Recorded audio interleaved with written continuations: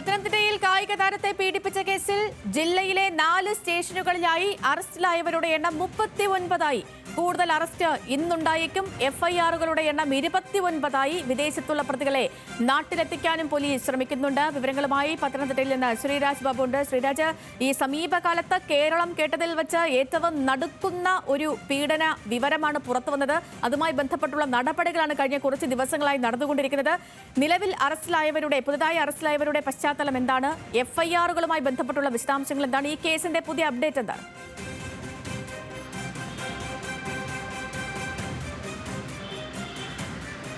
സേതു, നിലവിൽ 39 പേരാണ് ഏറ്റവും ഒടുവിലായി നമുക്ക് വിവരം ലഭിക്കുമ്പോൾ ഈ കേസിൽ അറസ്റ്റിലായിട്ടുള്ളത്. അത് പത്തനംതിട്ട ജില്ലയിലെ 4 സ്റ്റേഷനുകളിലായി പത്തനംതിട്ട ടൗൺ, ഇലവുംതിട്ട, പന്തളം, അതുപോലെ തന്നെ പന്തളം, മലയാലപ്പുഴ സ്റ്റേഷനുകളിലായിട്ടാണ് 39 പേർ ഈ കേസിൽ അറസ്റ്റിലായിട്ടുള്ളത്. നമ്മൾ നേരത്തെ തന്നെ പറയുന്നത് പോലെ വളരെ വേഗത്തിൽ പ്രതികളിലേക്ക് എത്താൻ പോലീസിന് കഴിയുന്നുണ്ട്. കൂടുതൽ പ്രതികളുടെ അറസ്റ്റ് ഇന്നുണ്ടാകുമെന്ന് തന്നെയാണ് പോലീസ് പറയുന്നത്. ഏകദേശം 58ഓളം പേരെ നിലവിൽ പോലീസ് തിരിച്ചറിഞ്ഞിട്ടുണ്ട്. ഇന്നലെ വരെ നമ്മൾ പറഞ്ഞത് 40-ന് മുകളിൽ എന്നൊരു കണക്കായിരുന്നു നമ്മൾ പറഞ്ഞതെങ്കിൽ ഇപ്പോൾ 58 പേരെ പോലീസ് തിരിച്ചറിഞ്ഞിട്ടുണ്ട്. ഇതിൽ പലരും വിദേശത്താണ്.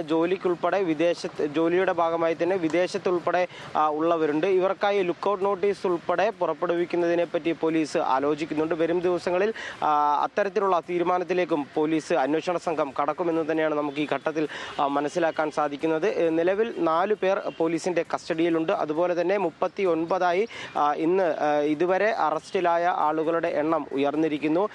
പെൺകുട്ടിയുടെ മൊഴിയിൽ 62 എന്നൊരു സംഖ്യ പറഞ്ഞിരുന്നുവെങ്കിലും അതിൽ പോലീസ് ഇതുവരെ 58 പേരെ തിരിച്ചറിഞ്ഞിട്ടുണ്ട് എന്നാണ് പോലീസ് പറയുന്നത്. ഈ 58 പേരെയും അറസ്റ്റ് ചെയ്യാനുള്ള നീക്കമാണ് പോലീസിന്റെ ഭാഗത്തു നിന്നും ഉണ്ടാകുന്നത്. അതിൽ പോലീസിന് പ്രധാന വെല്ലുവിളി നേരത്തെ സൂചിപ്പിച്ചതുപോലെ വിദേശത്തുള്ള ആളുകളെയാണ്. അവരെ നാട്ടിലെത്തിക്കാനുള്ള എല്ലാ ശ്രമങ്ങളും പോലീസ് നടത്തുന്നുണ്ട്. അതിന്റെ ഭാഗമായി തന്നെ ലുക്കൌട്ട് നോട്ടീസ് ഉൾപ്പെടെ പുറപ്പെടുവിക്കാൻ പോലീസ് ആലോചന ഉണ്ട്. എന്തായാലും ശ്രീരാജ് ബാബു, പീഡന കേസുമായി ബന്ധപ്പെട്ട് കൂടുതൽ പേർ അറസ്റ്റിലാകുന്നു. കൂടുതൽ സ്റ്റേഷനുകളിൽ കൂടുതൽ എഫ്ഐആറുകൾ രജിസ്റ്റർ ചെയ്യപ്പെടുന്നു. വിവരങ്ങൾ നൽകുകയായിരുന്നു ശ്രീരാജ് ബാബു.